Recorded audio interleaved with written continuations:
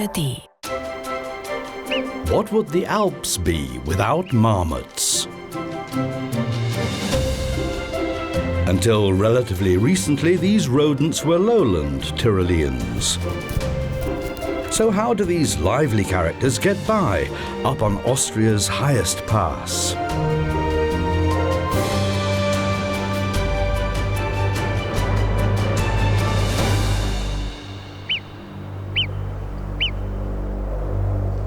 In the heart of Austria lie the High Tauern Mountains. Their most prominent feature is the Großglockner, Austria's highest mountain. Many do not survive the hard winters. They're easy pickings for the golden eagle. Driven by opportunity, the sovereign of the air switches from hunter to scavenger.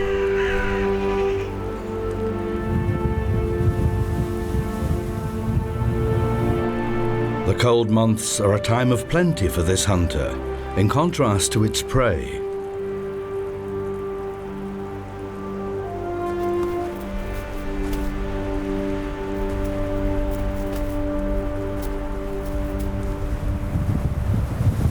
Marmots do not even attempt to face the vagaries of the cold.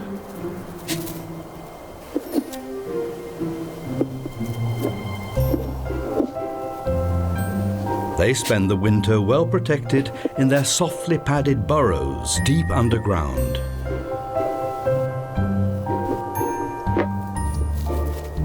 They reduce their circulation to a minimum and sleep through the winter, which does not mean that they sleep all the time.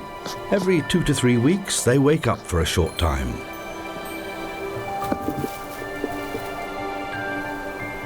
It's just too early to get up. The chamois does not know the luxury of hibernation.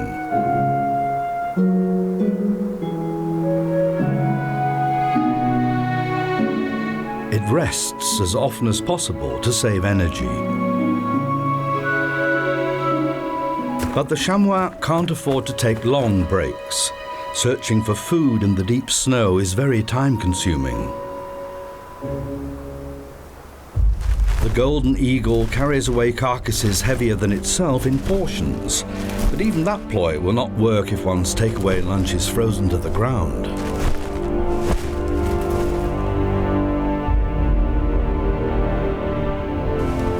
The great bird of prey will come back again and again. It can feed on a dead chamois for several days. The ptarmigans have to be very careful of the proverbial sharp eyes of the eagle. They may be perfectly camouflaged, but every movement can betray them. They too can't sit idly around, but spend many hours searching for meager offerings of leaves and shoots under the snow.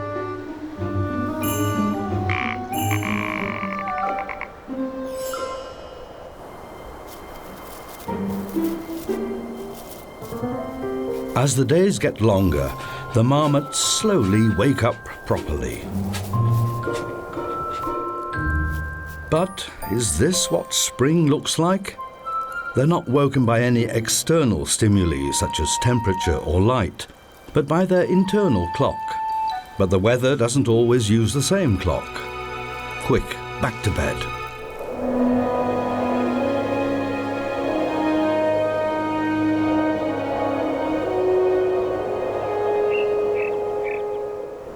A few days later, and the world looks a little more inviting. To prevent misunderstandings, when a marmot wags its tail, it's saying, "I am the dominant male in this neighborhood." The dominant couple are usually the parents. They live together with several years' offspring.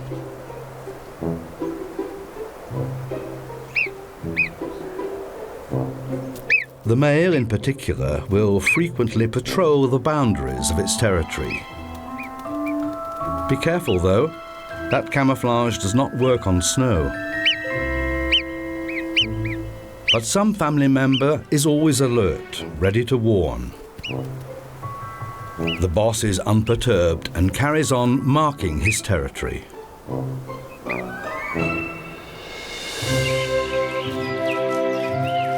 Spring unfolds late in the mountains, but is an impressive sight when it does.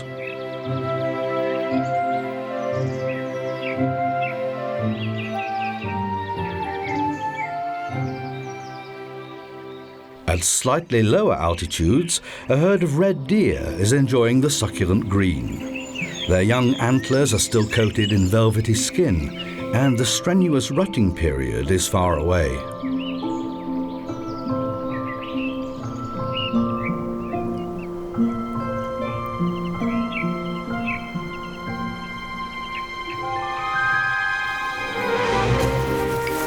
The marmot offspring playfully practice their battle moves. This is how they develop the skills they will need sometime in the future.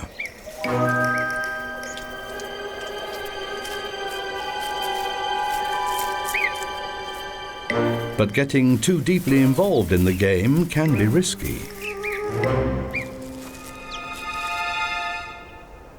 The fox is on the prowl.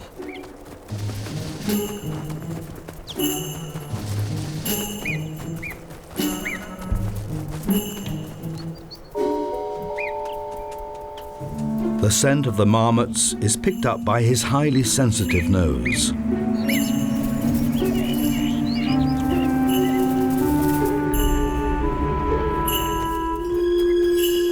His only real chance is with the pups that have become separated from the group.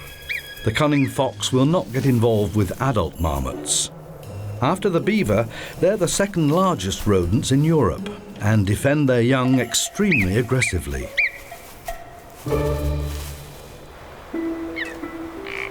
The ptarmigans have now adopted their springtime colours. Depending on the weather, they may be quicker than the melting snow. The cock has already selected a good breeding ground. If the hen agrees, the two will soon mate.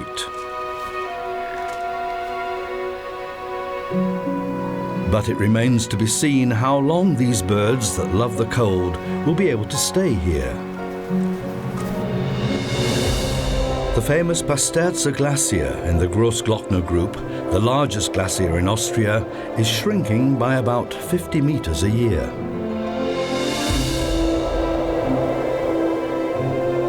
The summers are also getting warmer in the Alps due to climate change.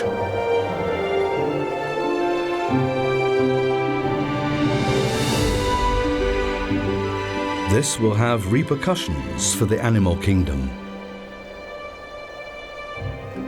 Marmots rarely venture below 800 meters. Lower than that, it's simply too hot for them. These typical tundra inhabitants are, like ptarmigans, a relic of the Ice Age. Only 10,000 years ago, when half of Europe was covered with ice, they were lowland Tyroleans. But as the Ice Age ended, they had no choice but to move up to the cooler heights.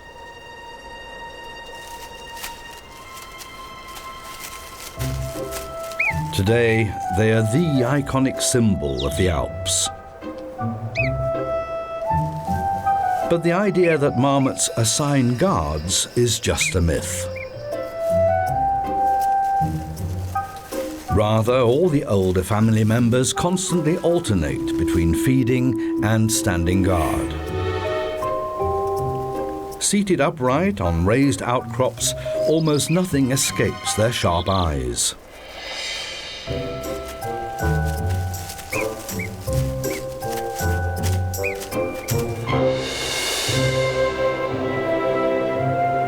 Around the Fuscherlacher, a restaurant on the Glockner Pass, marmots are omnipresent.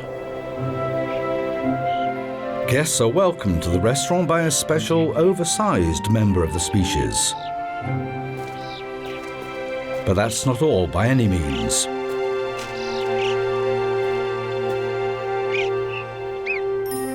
Some of the real marmots regularly move into the basement of the restaurant, for a good reason. Herbert Haslinger, the owner, has a special relationship with them. Nein, Flo, du kannst doch nicht runter. Komm. It all started with an orphan he found, took home and nursed up. Since then, he has cared for several injured marmots and has released them again into the wild. An astonishing number of them keep coming back.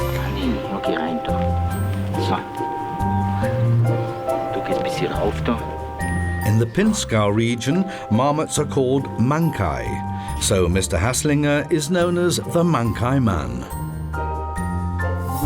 He always has a treat ready for his friends.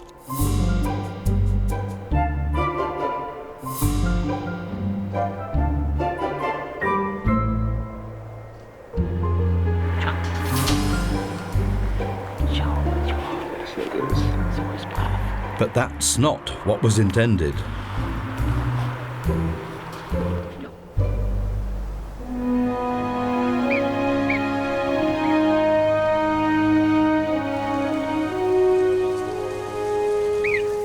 Marmots will now also find plenty of food in the mountain meadows.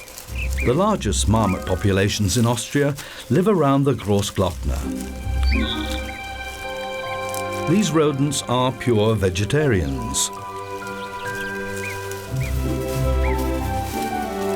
At first glance, they don't seem choosy.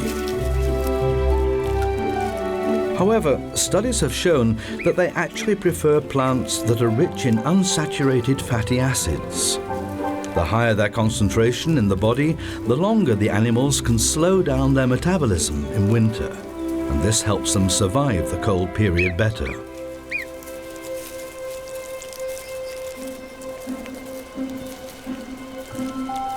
The younger generation still has to practice a little until they look as efficient as their parents at the table.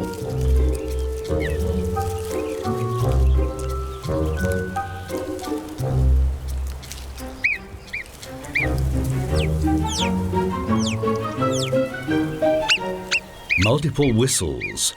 Keep a watchful eye open. This might be dangerous.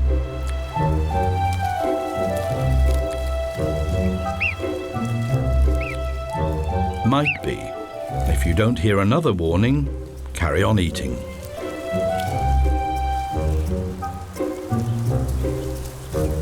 Even the youngest already join in with the group.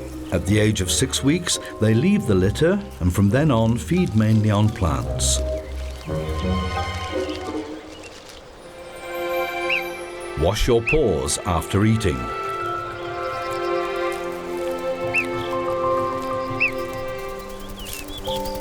After eating, personal hygiene is one of the most important daily activities of marmots. Only those that keep their coat free of parasites will stay healthy, and only the healthy ones will survive the long winter.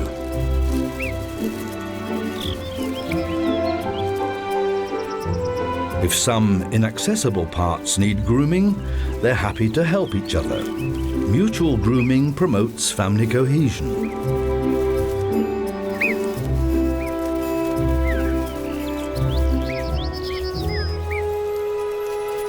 The youngsters stay in the group for 3 to 6 years, an unusually long time. But in the mountains, the summers are short, and physical development takes that much longer.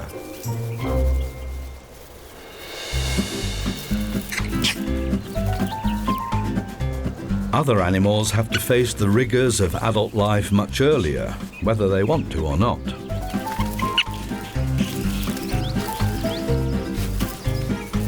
A little lower down the slope, a weasel appears to be suffering from St. Vitus's dance.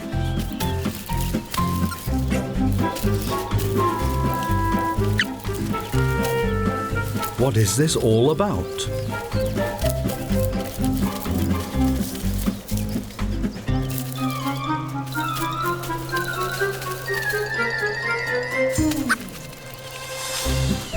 The answer is quite logical.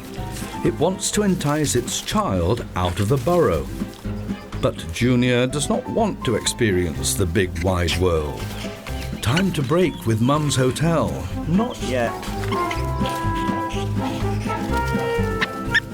Yes, indeed.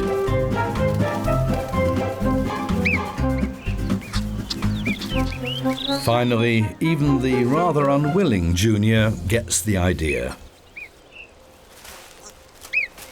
And the marmots are also not terribly peaceable at the moment.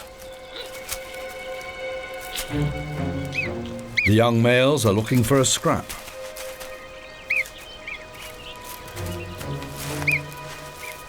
These comical-looking rodents can be very aggressive. The adolescents can get pretty rough in their mock fights. First, you draw yourself up to be as big as you can.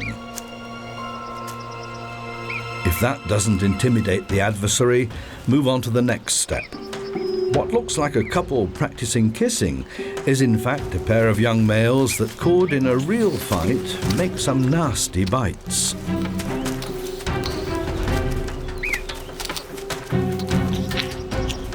Among brothers, there's a tacit agreement not to bite too hard. If the other were a stranger, it would be different.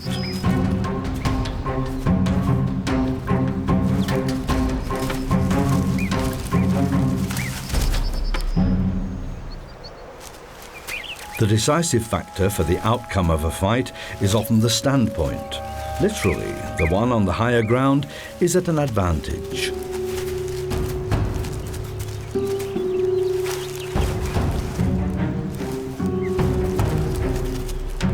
The powerful shoulders they need to dig their burrows make marmots perfect wrestlers.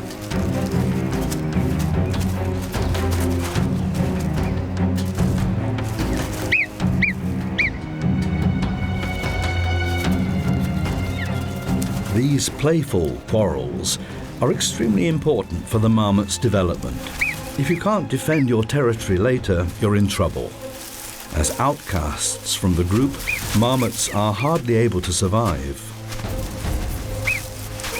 The quarrels usually only take place between subdominant animals. The parents are respected by everyone. All the males in a family are subordinate to the dominant male, usually the father. And all the females are subordinate to the dominant female. Each of the sexes has its hierarchy.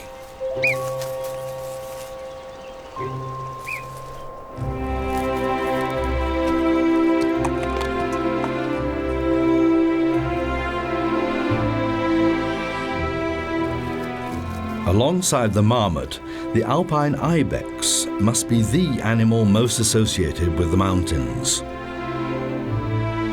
In the summer months, the female and male ibexes live in separate groups.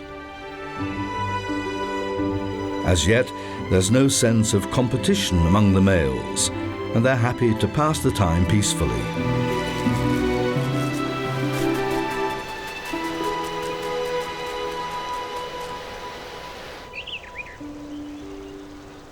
The marmots also get drowsy in the midday heat. They often lie flat on the ground, which is not to absorb warmth, but to dissipate heat through the cool earth. Sunbathing also serves to kill parasites by ultraviolet radiation.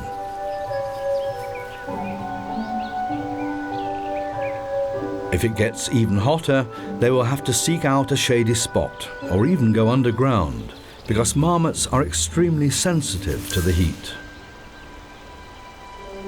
While the adult ibexes can relax and enjoy their siesta, the marmots have to be very wary because of this character. The golden eagle is their most dangerous enemy. In some regions, marmots make up 80% of their prey.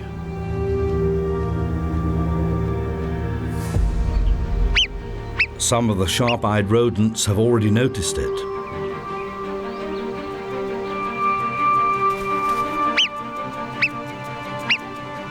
Their warning system is perfectly implemented.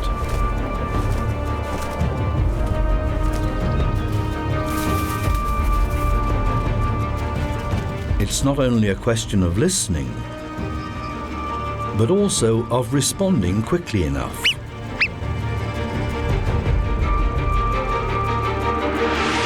He who hesitates is lost. It's mainly the inexperienced youngsters that fall prey to an eagle.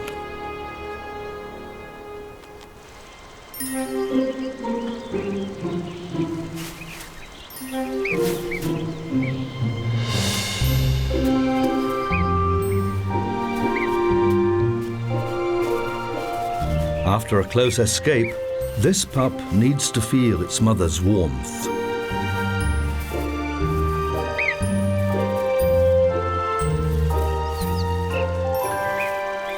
Marmots are very caring parents, and the older siblings will also cuddle the little ones.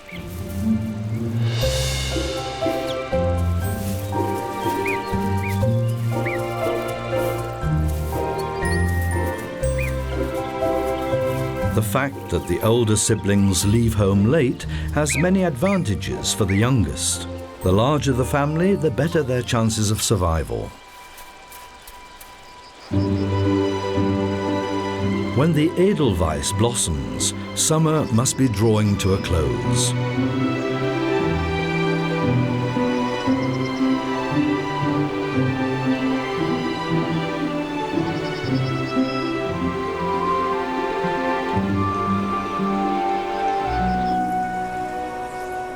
The red deer have now developed full-scale antlers, which, unlike the horns of the ibexes, are not made of horn but of bone. For the red deer, the summer season is also the rutting season, and the stags are often seen close to the hinds.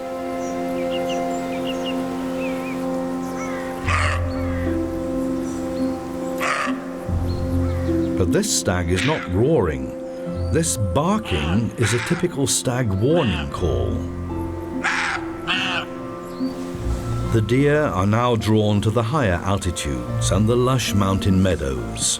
They often climb well over 1,000 meters to get there.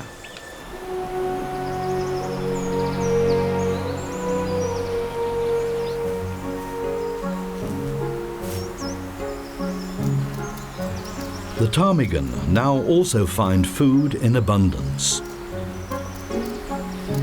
As these birds are monogamous, the cock will stay near the hen all year round.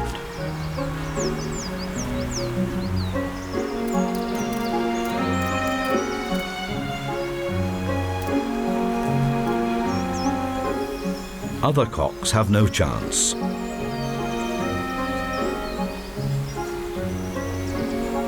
Alpine ptarmigan have a highly differentiated summer plumage. No two birds look the same.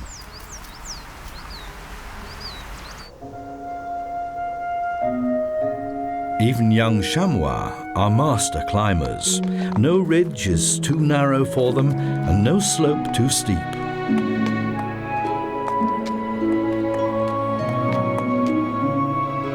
One key advantage of this extreme way of life is that from up here you have an excellent view, and predators are hardly in a position to come up this far.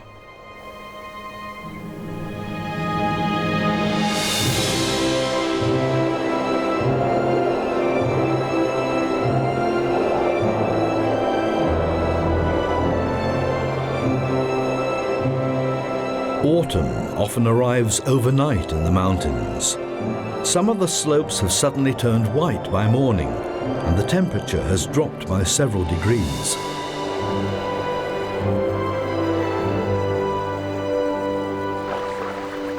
The most strenuous time of the year now begins for the red deer.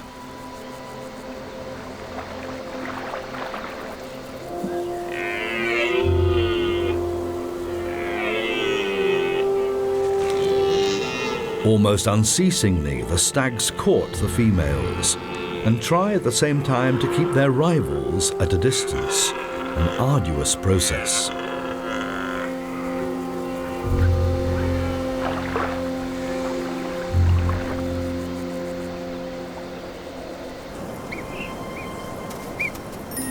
It's now also time for the marmots to break out of their lethargic mode. The cold season is fast approaching, and the winter quarters have to be prepared.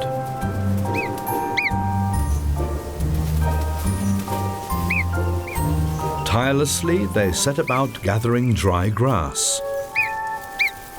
And the youngsters join in where they can, as best they can.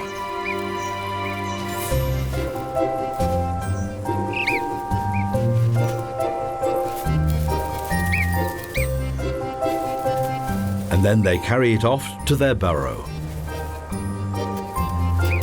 The dry grass is not to be used as food reserves, but as bedding.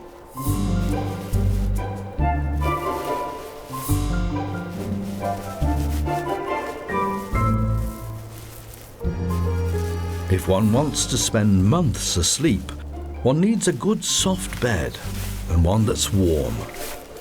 The marmot's sleeping quarters are up to 7 meters below ground level, so they're very well insulated.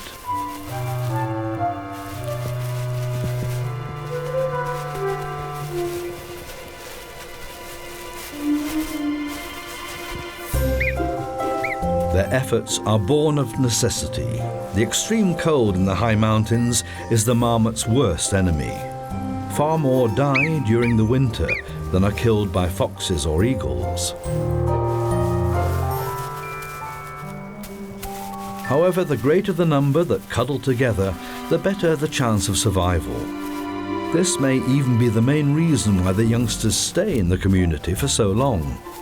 Extended families as protection against the cold, a smart survival strategy. And yet none of the hard-working bed builders is aware that this very family is in real danger. The subterranean activities have attracted a male from outside the group who wants to muscle in. The territorial owner tries with all his strength to ward off the intruder.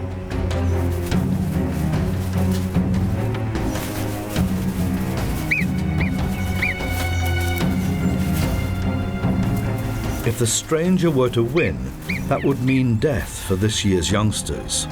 The new master would kill them to get the female into mating mood. It's a matter of life and death. The loser is doomed to leave and try to survive the winter alone. His chances are almost zero. But the family is saved.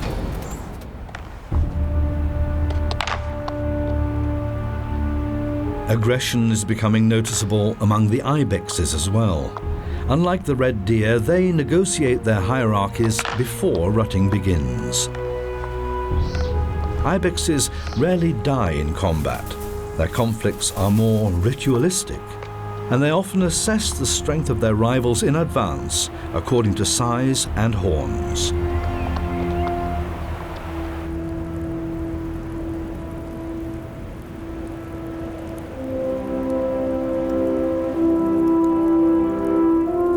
By the start of the winter, these issues have been clarified, and the males can look forward to courtship activities that do not begin until January.